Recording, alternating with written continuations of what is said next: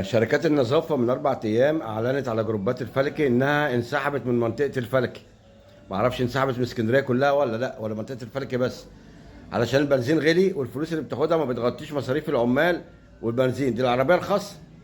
طبعا شركة النهضة موجودة عندنا اللي بتسرقنا وما بتعملش حاجة. طب العربية انسحبت، شركة النهضة مشكورة بقى بتكنس الشارع بس، ملهاش دعوة بلم الزبالة. طب والزباله دي يا معالي المحافظ نجيب مواتير او نجيب مكن وندورها ونعملها اكياس ونعملها ورق، ولا نعيدها تاني وناكلها، ولا تفضل كده مرميه في الصيف وفي الحر والقرف ده؟ امال الاحياء بتعمل ايه معاليك؟ امال انا نفسي اقول كلمه الصراحه، انا اتخنقت.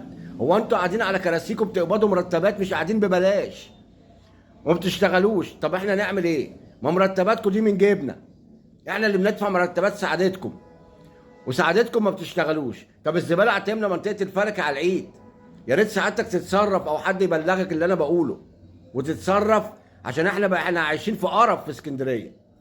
يتوب علينا ربنا.